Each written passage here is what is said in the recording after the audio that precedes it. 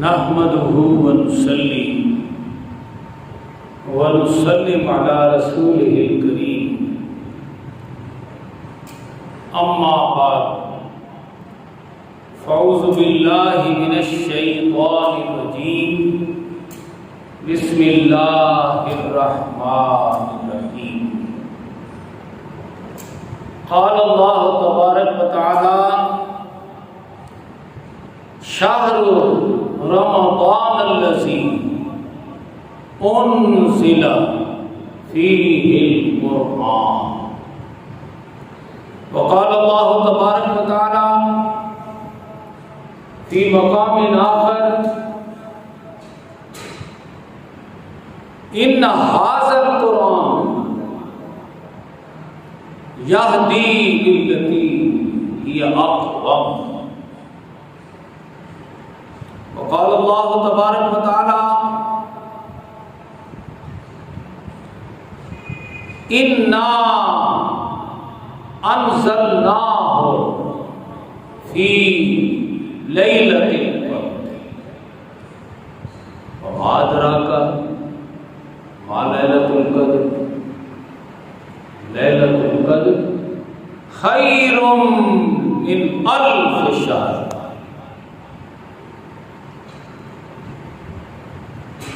قال الله تبارك وتعالى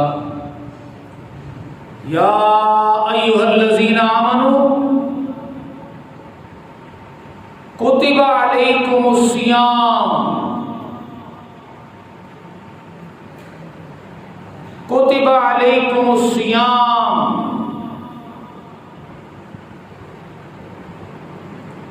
كتب عليكم الصيام كما كتب على الذين من قبلكم لعلكم تتقون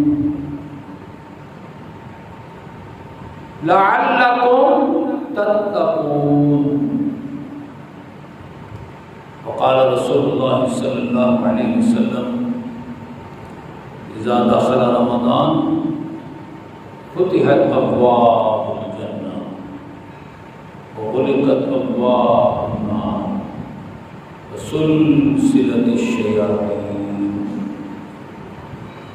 وقال رسول الله صلى الله عليه وسلم من صام رمضان إيمانا واحتسابا من قام رمضان إيمانا واحتسابا من قام ليلة القدر إيمانا واحتسابا قد غفر له ما تقدم من ذنبه وقال رسول الله صلى الله عليه وسلم قال الله تبارك وتعالى الصوم لي وانا اجزي به وفي رواية آخر وانا اجزى به وقال رسول الله صلى الله عليه وسلم من افطر صوما من رمضان بغیر عذر ولا رخصة فلا يعدله صوم الدهر إن كان صاما صلى الله تعالى على خير خلقه محمد وعلى آله وأصحابه أجمعين برحمتك يا أرحم الراحمين. انتہائی قابل صد احترام محترم معزز سامعین و حاضرین، ہماری آج کی گفتگو کا موضوع بھی استقبال رمضان استقبال رمضان پر ہم ابتدائی گفتگو گزشتہ جمعہ کر چکے ہیں۔ آج ہم اس سے استقبال رمضان کے سلسلے میں، چونکہ اب چند دن ہی باقی ہیں، تو ہم آگے بڑھتے ہیں۔ آج ہم استقبال رمضان کے سلسلے میں یہ جاننے کی کوشش کریں گے کہ روزہ کیا ہے، روزے کے اکثر مسائل کیا ہیں، پھر یہ دیکھیں گے کہ روزے کی اہمیت کیا ہے، پھر آگے بڑھیں گے اور ہم یہ جاننے کی کوشش کریں گے کہ روزے دار کی اہمیت کیا ہے۔ ایک ہے نا روزے کی اہمیت، ایک ہے روزے دار کی اہمیت، ایک ہے رمضان کی اہمیت، ایک ہے رمضان کی اہمیت قرآن کی وجہ سے۔ یہ سارا جو ہے رمضان کی تمام فضیلتیں، بے شمار عظمتیں، اللہ تعالیٰ کی بے شمار نعمتیں، رحمتیں، بخششیں، عنایتیں جو رمضان کے دامن میں ہیں، وہ صرف اور صرف قرآن اور صاحب قرآن کی وجہ سے۔ اس تعلق کو سمجھنے کی کوشش کریں گے، اور آج استقبال رمضان کے حوالے سے ہماری گفتگو کا مرکزی جو نقطہ ہوگا وہ یہ ہے کہ ایک تو روزہ کیا ہے اور روزے کا مقصد کیا ہے۔ ظاہر ہے الفاظ قرآنیہ کے اعتبار سے وہ ہے لعلکم تتقون، روزے کا مقصد تقوی پیدا کرنا ہے۔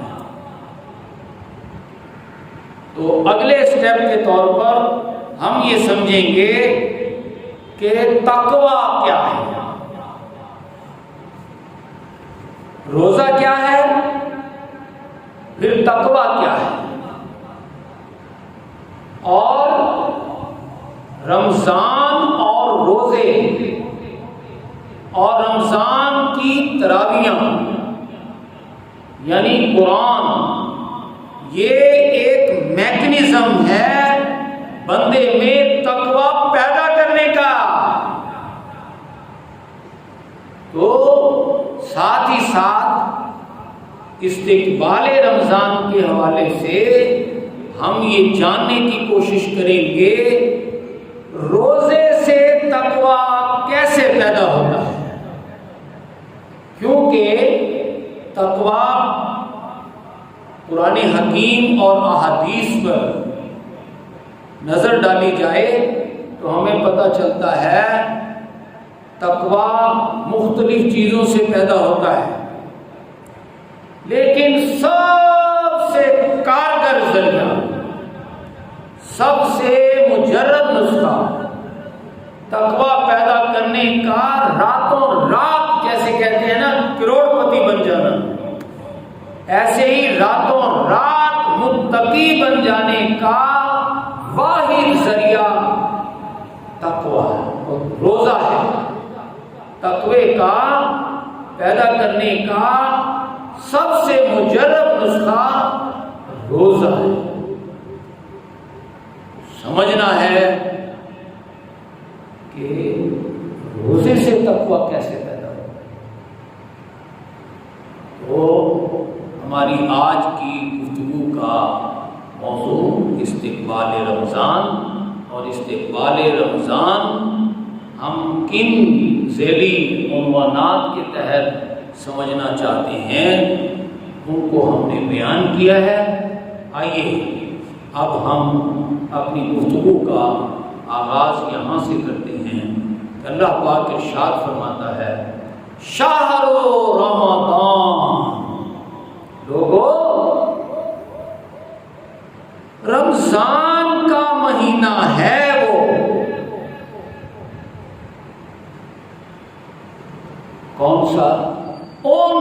انزل، جس میں کہ نازل کیا گیا کیا؟ فیہ القرآن، رمضان کا مہینہ ہی تو ہے جس میں قرآن نازل کیا گیا ہے۔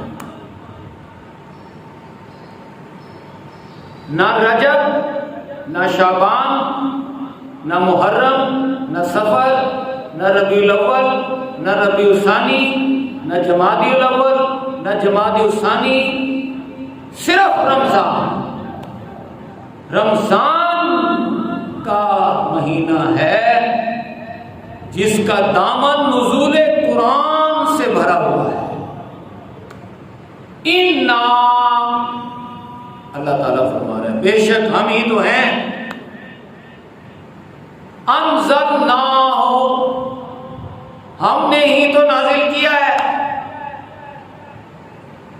فی لیلۃ القدر، قرآن کو شب قدر میں۔ یہاں سے ہم اپنی آج کی گفتگو کو گزشتہ استقبال رمضان کی گفتگو سے جوڑ لیتے ہیں۔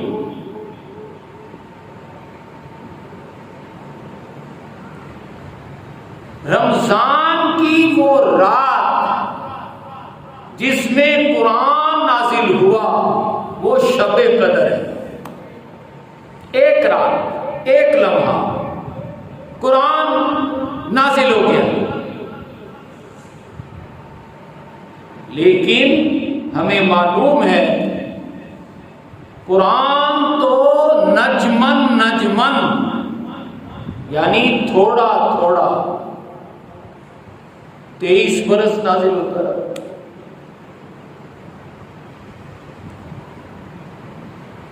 اس میں تو یہ پابندی نہیں ہے کہ رمضان ہو، کوئی بھی مہینہ ہو سکتا ہے، کوئی بھی جگہ ہو سکتا ہے، کوئی بھی وقت ہو سکتا ہے، لیکن یہ جو فرمایا شہر رمضان الذی انزل فیہ القرآن، یہ رمضان کا مہینہ ہے کہ جس میں ہم نے قرآن کو نازل کیا۔ اِنَّا انزلناہ، ہم نے ہی تو قرآن کو نازل کیا ہے، فی لیلۃ القدر، ایک شب قدر۔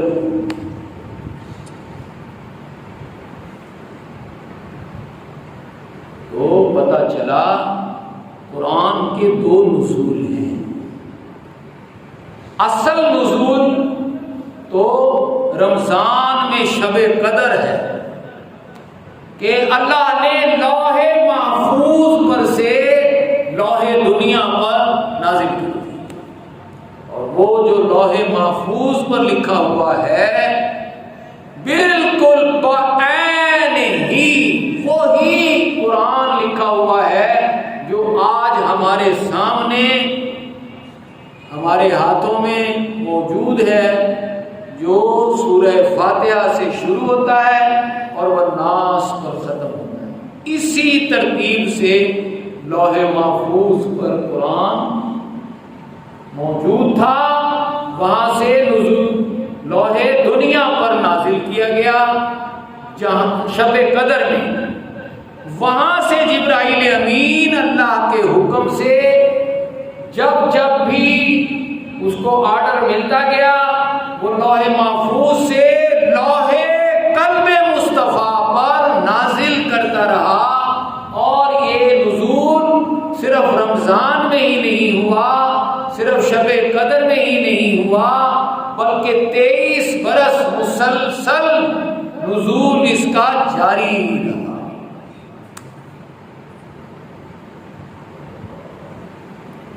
لیکن جیسا کہ میں نے عرض کیا کہ اصل نزول قرآن کا تو لوح محفوظ سے لوح دنیا پر شب قدر میں جو رمضان کی ایک رات تھی اس میں اس کا نزول ہے۔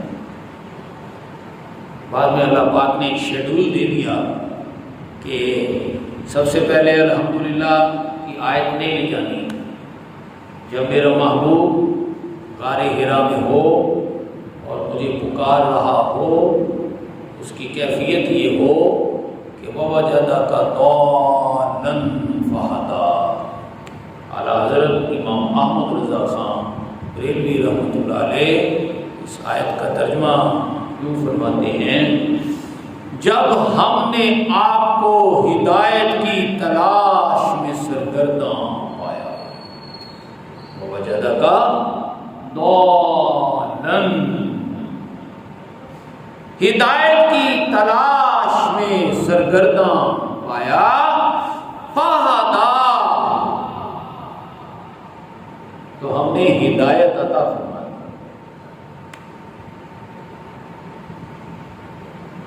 کیسے ہے؟ جبرائیل امین سب سے پہلی وحی نزول کے اعتبار سے لے کر آئے، اقرا، اقرا پڑھیے، بِاسْمِ رَبِّكَ الَّذِي خَلَقَ، اپنے اس رب کے نام سے جس نے ساری کائنات کو پیدا کر دیا۔ اس آیت مبارکہ سے قرآن کا نزول شروع ہوا، حالانکہ قرآن شروع تو الحمدللہ سے شروع ہو رہا ہے،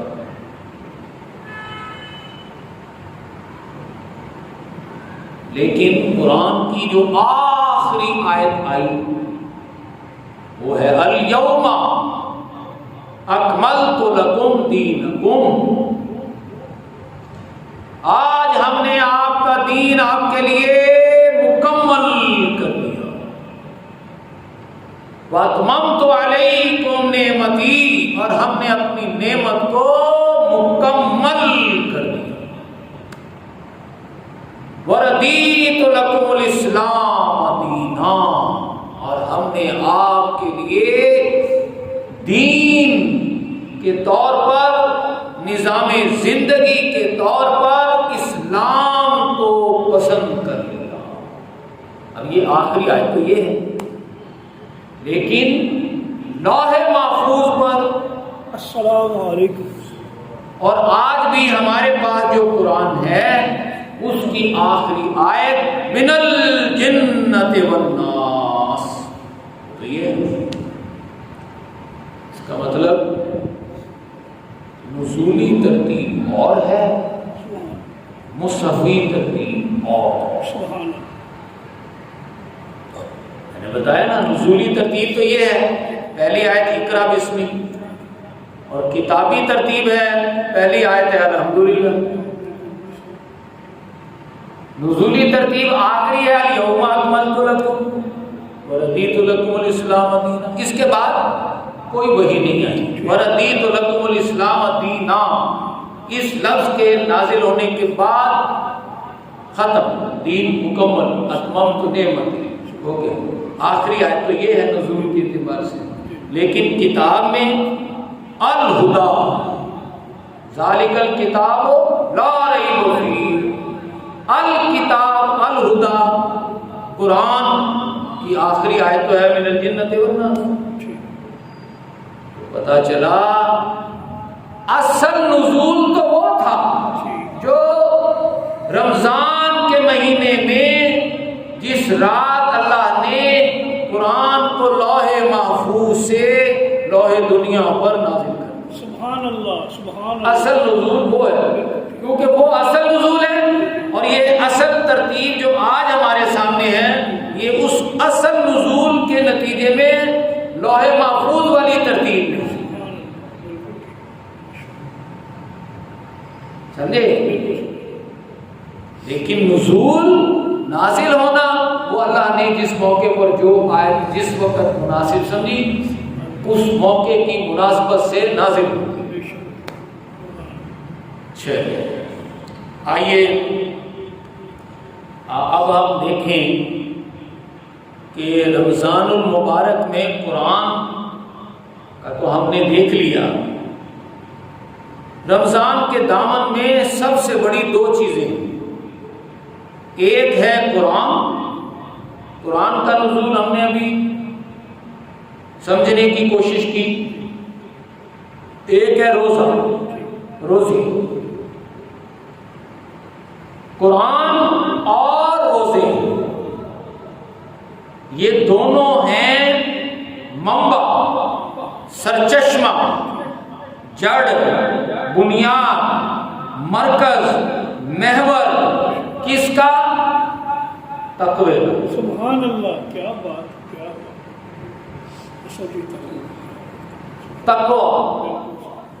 لیکن جتنی چیزیں میں نے گنوائی ہیں ان میں سب چیزیں پیچھے رہ جاتی ہیں۔ تقوی پیدا کرنے کا سب سے بڑا ذریعہ روزہ۔ اللہ اکبر، سبحان اللہ، بالکل صحیح۔ لیکن کیسے وہ ہم سمجھیں گے آج۔ روزہ تقوی پیدا کرنے کا سب سے بڑا ذریعہ، سب سے بڑی مشین ہے۔ سبحان اللہ، ٹھیک ہے۔ تقوی پیدا کرنے کی سب سے بڑی مشین روزہ ہے۔ اور بھی ہیں چھوٹی چھوٹی مشینیں اور بھی ہیں جو تقوی پیدا کرتی ہیں، لیکن تقوی پیدا کرنے کا سب سے بڑا ذریعہ، سب سے بڑا ہتھیار روزہ۔ یہ سمجھنے سے پہلے کہ روزے سے تقوی کیسے پیدا ہوتا ہے اور روزہ ہی سب سے بڑا ذریعہ کیسے ہے، پہلے یہ تو سمجھ لیں کہ خود روزہ کیا ہے، پھر یہ سمجھیں کہ تقوی کیا ہے۔ جب روزہ سمجھ میں آئے اور تقوی سمجھ میں آ جائے، پھر وہ مرحلہ آتا ہے کہ سمجھا جائے کہ روزے سے تقوی کیسے، ٹھیک ہے۔ اور ان چیزوں کو رمضان شریف کے آنے سے پہلے ہی سمجھ لینا، یہ استقبال رمضان۔ ان حقائق کو کہیں ایسا نہ ہو ہم ان بدبختوں کی طرح اس بدقسمتی کا شکار نہ ہو جائیں کہ رمضان آئے بھی اور چلا بھی جائے۔ لہذا رمضان کے آنے سے پہلے ہی ان چیزوں کو سمجھ کر، سوچ سمجھ کر، پھر اپنے میں روزے کے ذریعے سے تقوی پیدا کرنے کی شعوری کوشش کی جائے، تاکہ ہم اس عظمت کو پا سکیں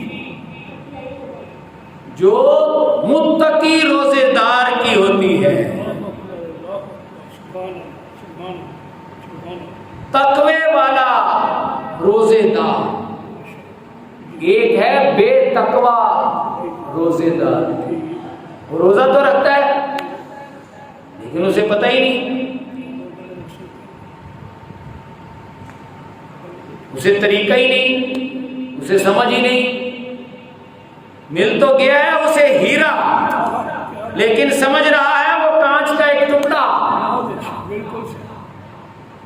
وہ کہہ رہا ہے یہ 10-20 روپے کا ایسے ہی کانچ کا ٹکڑا ہے اصل میں وہ کروڑوں کا، خربوں کا ہیرا، لیکن اسے پتہ ہی نہیں، اسے قدر ہی نہیں۔ جو قدر کرتے ہیں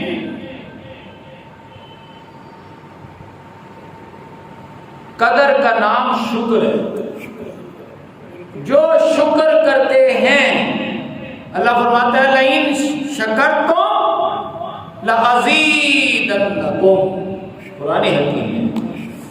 جو کوئی بھی تم میں سے شکر کرے گا ہم اپنی نعمتوں میں اور اضافہ کریں گے۔ سبحان اللہ، سبحان اللہ، سبحان اللہ۔ نعمت کو حاصل کرنے کا عذب قرآن سب سے بڑا مؤثر ذریعہ شکر ہے۔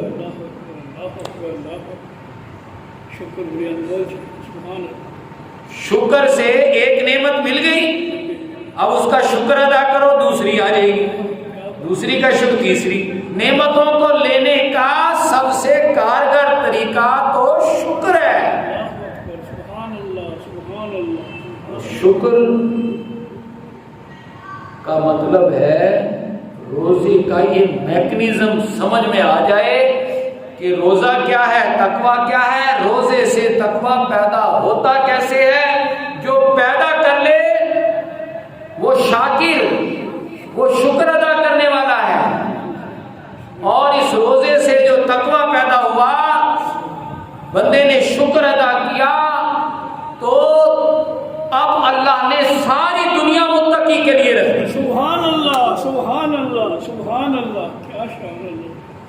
الحمدللہ، کیا بات، کیا بات. ذرا سورہ نور کی وہ آیت یاد تو کریں. لیجزیہم اللہ، اللہ جزا دیتا ہے احسن ما عملوا، تم جو بھی عمل کرو، عام سے خاص. کبھی کبھی انسان کو بڑا انہمام، استغراق، لطف اور مزہ حاصل ہوتا ہے، وہ بڑا اہم ہے. اور کوئی ایسے ہی واجبی سا ڈنگ ٹپاؤ عمل کر لیا، چاہتے نہ چاہتے ایسے ہی بس ناگواری میں، مجبوری میں، وہ بھی عمل ہے. تو اللہ ان عام عملوں کا اجر بھی اس خاص عمل کے برابر دے دے گا. یہ ہے لیجزیہم اللہ احسن ما عملوا. اللہ تعالیٰ شاکر کو، شکر ادا کرنے والے کو، کون؟ ایسا روزے دار جس سے یہ پتا ہو کہ میں روزہ رکھ رہا ہوں، روزہ کیا ہے، اور میں نے اپنے اندر تقویٰ پیدا کرنا ہے، تقویٰ کیا ہے، اور روزے سے تقویٰ وہ پیدا کر لے، وہ شکر ادا کر رہا ہے، اور جو شکر ادا کر رہا ہے اسے حساب کتاب سے بھی جزا ملتی ہے. وَيَزِيدَهُم مِّن فَضْلِهِ، اللہ تعالیٰ اپنے فضل سے بھی دے دیتا ہے. اور جب دینے پر آتا ہے وَاللَّهُ يَرْزُقُ مَن يَشَاءُ بِغَيْرِ حِسَاب، اللہ تعالیٰ کہتا ہے حساب کتاب چھوڑ دو، اس بندے کو ساری دنیا ہی دے دو، میری ساری کائنات ہی دے دو. حدیث پاک میں آتا ہے روزے دار شکر ادا کرتے کرتے کرتے کرتے، یعنی اپنے اندر تقویٰ پیدا کرتے کرتے کرتے کرتے اللہ سے ساری دنیا لے لیتا ہے، ساری کائنات. جس کو اللہ فرماتا ہے الصوم لی وانا اجزی بہ، روزے دار نے میرے لیے رکھا، میں نے اسے ساری دنیا دے دی، اپنے دستے قدرت سے عطا فرما دی. اللہ کہتا ہے پھر یہ اور شکر کرتا ہے، پھر یہ شکر کے مظاہرے کرتا ہے، پھر یہ متقی بن کر تقوی کے مظاہرے کرتا ہے. تقوی بھرے مظاہرے جب وہ کرتا ہے تو پھر میں کیا کرتا ہوں؟ میں کہتا ہوں روزے دار کو سامنے کھڑا کر دو، سارے پردے اٹھا دو، اور اب یہ بندہ بلا حجاب میرا دیدار کرے. کیا مطلب؟ انا اجزا بہ، روزے کی جزا تو میں خود ہوں. روزے دار میرے حسن و جمال کو دیکھے.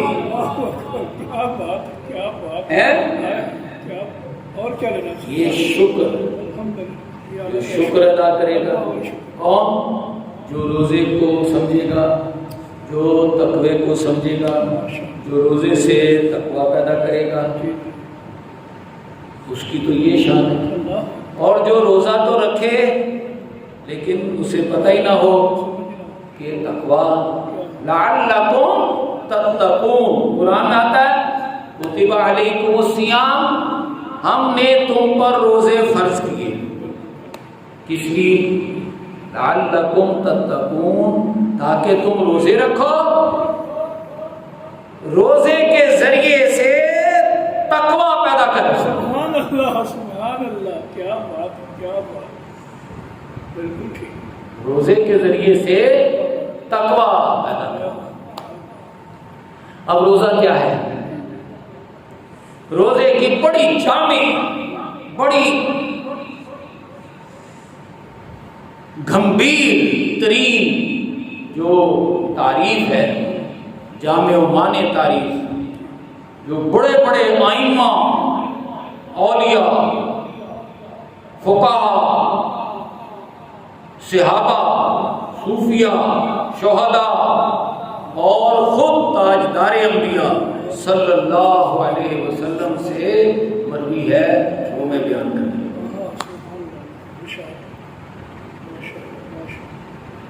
روزہ کیا ہے؟ الصوم هو امساک عن الاکل والشرب والجماع النہار بنیت الصوم من طلوع الفجر الى غروب الشمس. ابھی میں نے تعریف تو کر دی اور عربی زبان میں ہے، لیکن اردو زبان ہمیں سمجھ نہیں آئی. اسی لیے سمجھ لو، جو اردو سمجھے یا پنجابی سمجھے اس کے لیے اصل خطبہ یہ اردو والا ہے. جو جس کی زبان ہے اس کے لیے اصل خطبہ اسی کی زبان والا ہے. جو عربی ہیں، عربی سمجھتے ہیں، ان کو اردو پنجابی انگلش کی ضرورت ہی نہیں، وہ عربی کا ہی خطبہ، ان کے لیے اصل خطبہ عربی کا خطبہ ہے. لیکن ہمارے جیسے لوگ جو اردو پنجابی سمجھتے ہیں، ان کے لیے اصل خطبہ اردو کا ہے. اصل یعنی جب یہ اردو والا خطبہ شروع ہوتا ہے تو دروازے پر بیٹھا رجسٹر لیے ہوئے فرشتہ اس رجسٹر کو بند کر دے. جب اردو کا خطبہ شروع ہوئے، جو اردو سمجھتا ہو اس کے لیے اصل خطبہ تو یہ ہے. تو وہ جو ہی اردو کا خطبہ شروع ہوا تو جمعے کے لیے آنے والوں کا نام لکھنے والے فرشتے نے رجسٹر بند کر دیا اور خود وہ خطبہ سننے لگ جاتا ہے. کیا بات ہے، کیا بات، سبحان، بالکل صحیح. جو عربی سمجھتی ہیں، اصل خطبہ تو اردو کا ہے، اردو والوں کے لیے. جو عربی سمجھتے ہیں ان کے لیے اردو کے خطبے کی ضرورت ہی نہیں. عربی کا خطبہ جو ہی شروع ہوا تو دربان نے، چوکیدار نے فوراً رجسٹر بند کر دیا. عربی والوں کے لیے وہ عربی میں سنتا ہے، اور جو ہی خطبہ، اصل خطبہ عربی کا ہو گیا تو وہ رجسٹر بند کر دیتا ہے. سمجھے؟ لیکن ہمارے جو مولوی ہیں 2 ٹکے کے، وہ کہتے ہیں نہیں، اصل خطبہ تو عربی کا ہے. جبکہ 99% جو علماء عربی کا خطبہ دیتے ہیں خود انہیں نہیں پتا کہ ہم کیا بول رہے ہیں.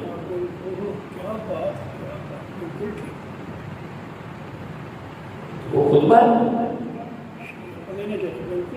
عربی سمجھنے والوں کے لیے عربی کا خطبہ، اردو سمجھنے والوں کے لیے اردو کا خطبہ اصل ہے. بدبخت کہتے ہیں نہیں، اصل خطبہ عربی کا ہے. اردو والوں کے لیے بھی عربی کا ہے، اردو والوں کے لیے اردو کا خطبہ ہے اصل. وہ صرف اعزازی طور پر ہے، کیونکہ ہمارے آقا کی زبان، قرآن کی زبان عربی ہے، اس لیے وہ اعزازی طور پر، اضافی طور پر خطبہ ہے. میں یہ نہیں کہہ رہا اس کی اہمیت نہیں ہے، اہمیت ہے، لیکن اصل خطبہ اردو والوں کے لیے تو اردو کا ہے.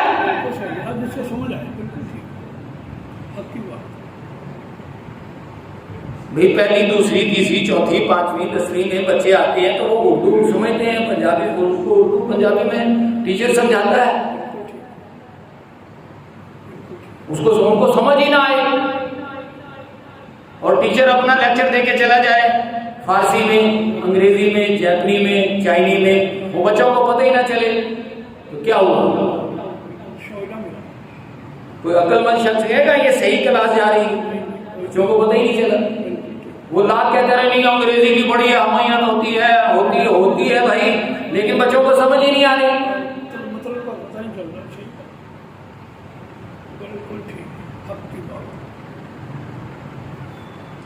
تو اس طرح اردو سمجھنے والوں کے لیے اصل خطبہ اردو کا ہے. عربی کا خطبہ اہمیت رکھتا ہے، لیکن وہ ایک اعزازی اہمیت کا، ان کو ثواب ملے گا عربی کا خطبہ سننے کا، جو اردو کا سنے سمجھے عمل کرے، ان کو عربی کے سننے کا بھی ثواب مل جائے گا۔ ورنہ صرف عربی کا خطبہ سننے سے کیا سمجھ آئی؟ کچھ بھی نہیں۔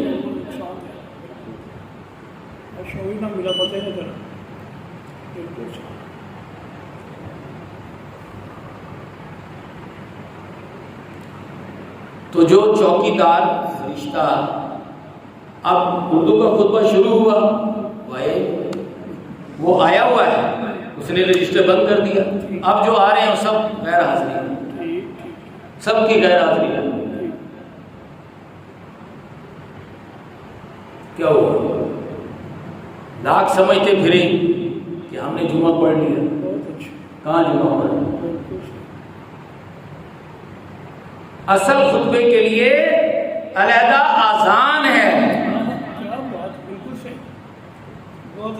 ایک اذان ہے نماز والی، ایک اذان ہے خطبے والی۔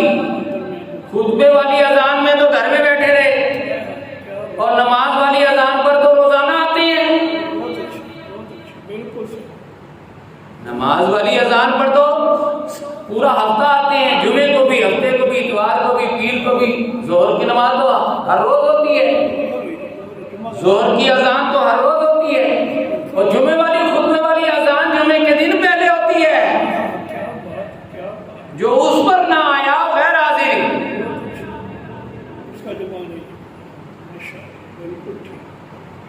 لیکن چونکہ بدبختی کا یہ دور ہے، اس لیے بدبختی اور بدقسمتی کا یہ دور مسلط ہے۔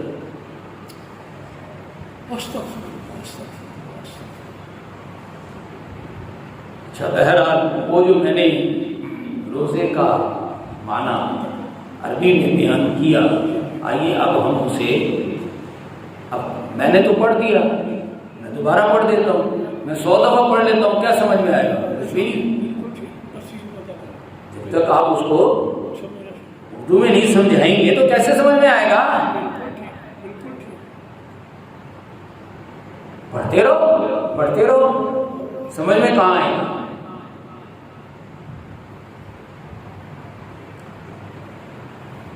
وہ تو سمجھانے سے سمجھ میں آئے گا، اردو میں سمجھاؤ گے تو سمجھ میں آئے گا۔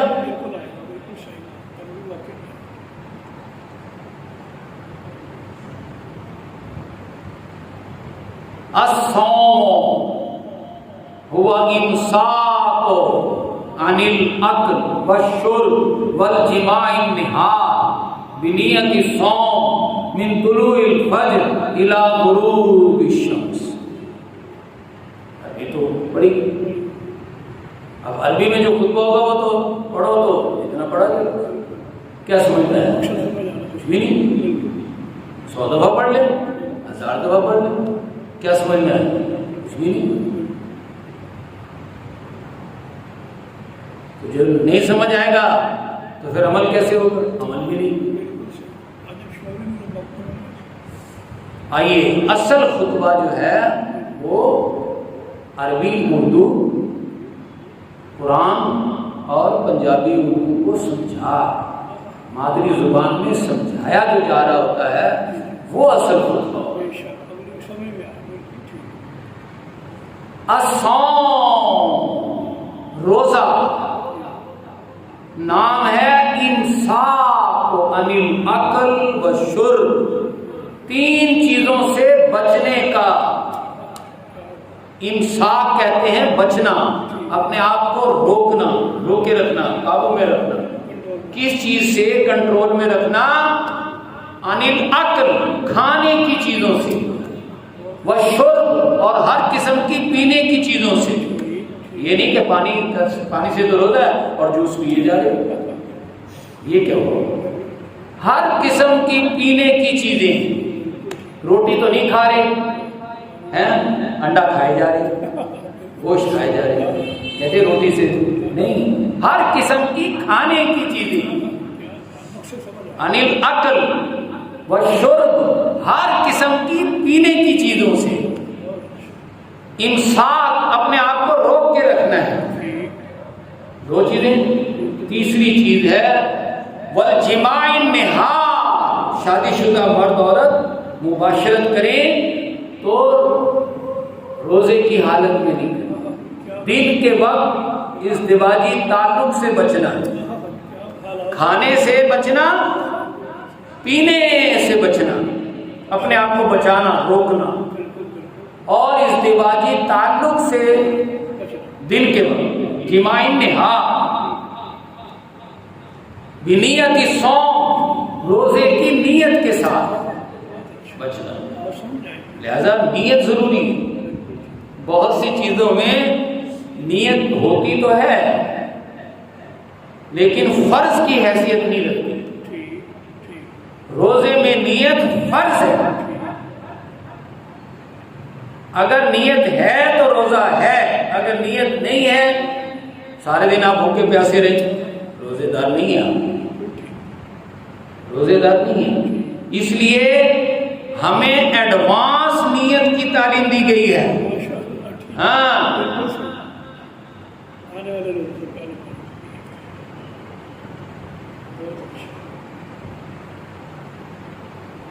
وَبِصَوْمِ غَدٍ نَوَيْتُ، میں روزے کی نیت کرتا ہوں کل کی. روزہ تو آج رکھ رہا ہے، آج کے روزے کی نیت میں نے ایک دن پہلے کی تھی.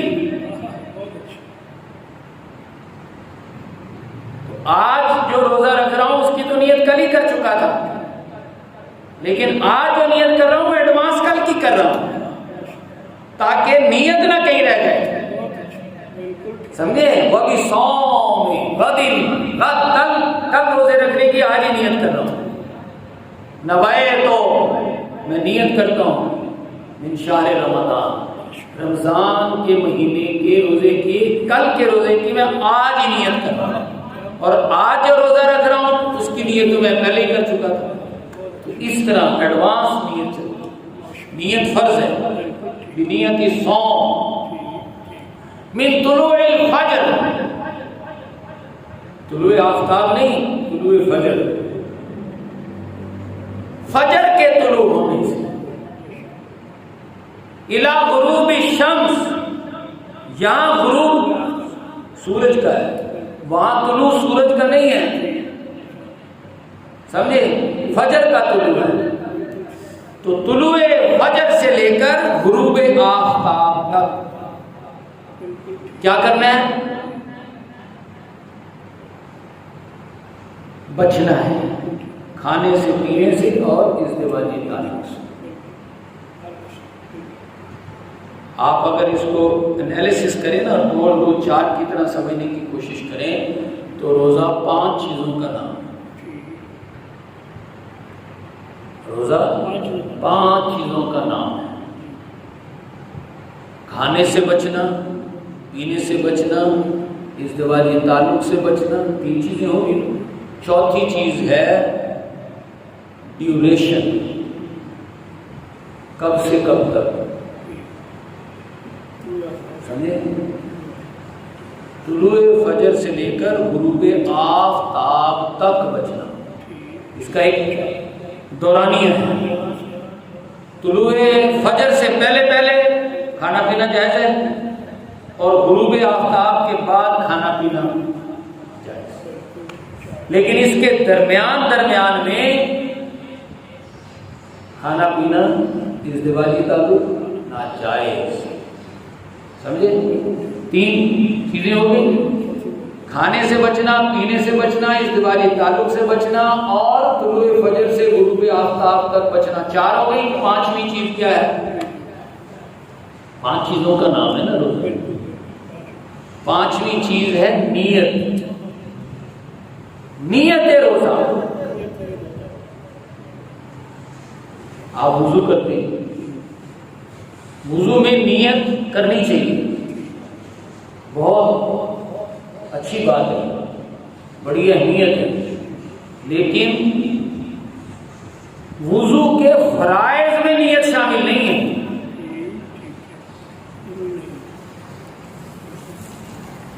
نیت کر لو، بہت اچھی بات ہے، کرنی چاہیے. نفل ہے، مستحب ہے نیت کرنا، لیکن فرض میں شامل نہیں ہے، فرائض میں شامل نہیں ہے۔ تو آپ نے وضو کر لیا پورا، نیت نہیں کی تو کوئی بات نہیں، کرنی چاہیے میں کہہ رہا ہوں، لیکن نہیں بھی کی تو وضو تو ہو گیا، وضو تو ہو گیا، لیکن جو غسل ہے اس میں نیت فرض ہے، اس میں پاکیزگی طہارت کی نیت کرنا فرض ہے، نہیں کرو گے تو غسل نہیں ہوگا۔ ایسے ہی یہ جو روزہ ہے نا، روزے میں نیت نہیں کی تو روزہ ہی نہیں،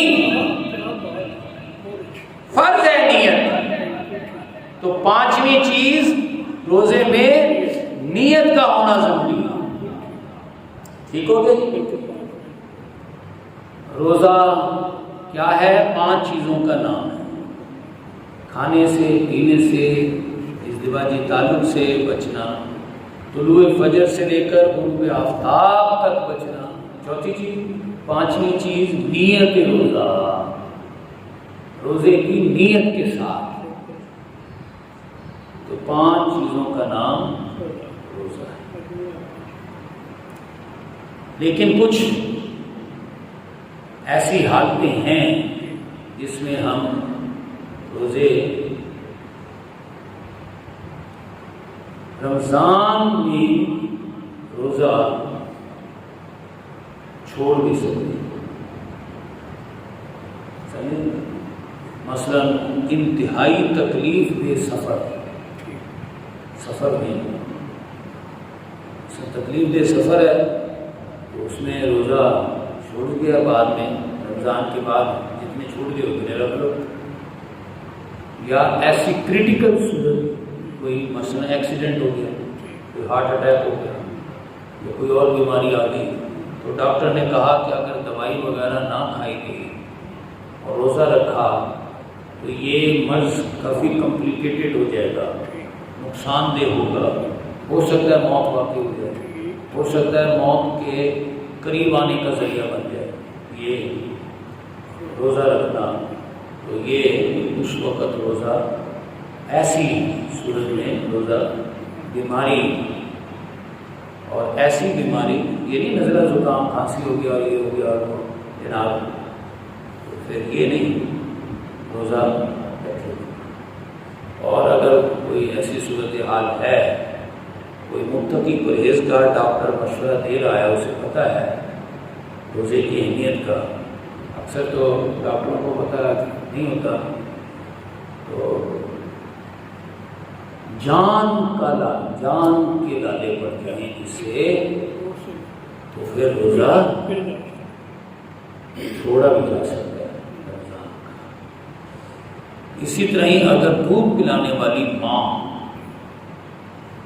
مرضیہ کہتے ہیں اسے، وہ اگر دیکھے کہ میں اگر روزہ رکھوں گی تو دودھ سوکھ جائے گا اور میرے بچے کو تکلیف پہنچے گی، وہ بلکے گا، آج کل تو اور بھی ذرائع ہیں دودھ کے ڈبے وغیرہ یہ اور دودھ میسر ہے، تو اگر ایسی صورتحال ہو تو پھر تو نہیں، لیکن جہاں صرف ماں نے ہی دودھ پلانا ہے اور ماں روزے سے رکھ کر دودھ میں کمی آئی، جس سے بچے کے لیے زندگی اور موت کا مسئلہ پیدا ہو، سمجھے، ناقابل تلافی نقصان ہونے کا اندیشہ ہو بچے کو، ایسی صورت میں رمضان کے روزے، رمضان کا روزہ چھوڑا جا سکتا اور بعد میں پھر تو یہ چند ایک صورتیں ایسی ہیں، لیکن اگر ایسی کوئی کریٹیکل صورتحال نہ ہو، معمولی سا آرام دہ، جیسے آج کل ایئر کنڈیشن سفر ہوتا ہے، ایئر کنڈیشن بسیں، ایئر کنڈیشن جہاز جا رہے ہیں، ویسے جو ہے بندہ سفر پہ نہ جائے تو سفر پر جائے تو آرام دہ ہے، بس ایسے بھی تو ہے، یا معمولی تکلیف قابل برداشت تکلیف ہے تو اس کے لیے رمضان کا روزہ نہیں. ہاں. اور یہ جتنی میں نے صورتیں بیان کی ہیں شکلیں، اس کے لیے آج کے دور میں تو یہ لازمی بات ہے کہ جان کے لالے پڑ جائے، اور وہ بھی بڑا محتاط انالیسس ہو تب چھوڑو. ورنہ نبی اکرم صلی اللہ علیہ وسلم نے فرمایا من افطر صوما من رمضان، جس نے رمضان المبارک کا ایک روزہ چھوڑ دیا، ایک روزہ، بغیر عذر ولا رخصت، بغیر کسی شرعی عذر کے. شرعی عذر میں نے بیان کر دیا، لیکن وہ کرٹیکل انتہائی ناگزیر حالات کی وجہ سے تو ٹھیک ہے، ورنہ معمولی سا سفر ہوا، معمولی سی تکلیف ہوئی، یا کوئی مسئلہ نہیں ہے دودھ کا پلانے کا یا کرنے کا، اور ویسے ہی سنا ہے کسی سے، پڑھ لیا ہے کہیں، اور ایسے ہی بس لائف ٹائم کر لی، چھوڑ دیا. من افطر صومن، ایک روزہ، 2-3 روزوں کی بات نہیں ہو رہی، ایک روزہ بھی اگر رمضان کا چھوڑ دیا بغیر عذر ولا رخصت، بغیر کسی شرعی عذر کے، فلا یعدلہ صوم الدہر ان کان صامہ. اب آپ نبی اکرم صلی اللہ علیہ وسلم کا یہ ارشاد مبارک سنیں بھی، سمجھیں بھی، اور اس پر غور بھی کریں اور عمل بھی کریں. آپ نے فرمایا اب وہ روزے کے بدلے روزہ رکھ بھی لیں.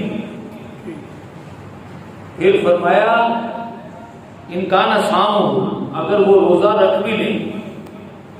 پھر فرمایا فلا یعدلہ صوم الدہر، زندگی بھر روزے رکھتا رہے. ایک ساری زندگی بھر روزے ہی رکھتا چلا جائے، زندگی بھر کے روزے اس ایک روزے کا بدل نہیں بن سکتے. سبحان اللہ، سبحان اللہ، سبحان اللہ. ایک روزہ جو چھوڑ دیا، جو 2-3 دن چھوڑے جاتے ہیں ان کا کیا بنے؟ وہ دوسروں سے زندگیاں لے کر رکھیں گے. ایک روزہ، صومن، ایک روزہ، من رمضان، رمضان کے مہینے کا ایک روزہ چھوڑ دیا. ان کان صامہ، بعد میں بے شک وہ روزہ رکھ بھی لے، اور روزے کے بدلے میں روزہ رکھے، نہ صرف زندگی بھر روزے رکھتا رہے، ایک روزے کا بدل نہیں بن سکتا جو رمضان کا روزہ چھوڑ گیا.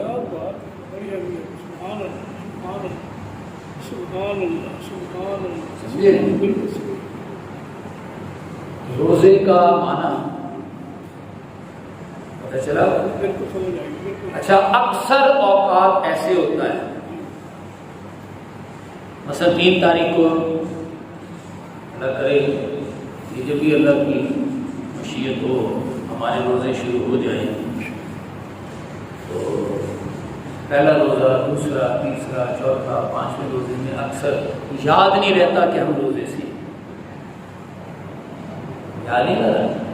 روٹین جو ہے ایسی، پیاس لگی فوراً پانی پی لیا، بھوک لگی فوراً کھانا کھا لیا، کھانا پینا سارا سال جاری رہتا ہے. اور نہیں یاد تھا کہ آج تو روزہ ہے. یہ شروع کے روزوں میں ہوتا ہے ایسے. سمجھ لیں بھولے سے کچھ کھا لیا تو روزہ نہیں ٹوٹا. بھولے سے کچھ کھا لیا، پی لیا تو روزہ نہیں ٹوٹا. جو ہی یاد آئے تو جو منہ میں ہے پینا یا کھانا یا لقمہ وہ تھوک دے اور کلی کر لیں فوراً. فوراً کچھ نہیں گیا، کیا بات 2 روٹیاں کھا گیا یا 2 کلو پی گیا دودھ، کچھ نہیں ہوا بولے بھولے سے۔ لیکن اس مسئلے کا پتہ ہی نہیں تھا،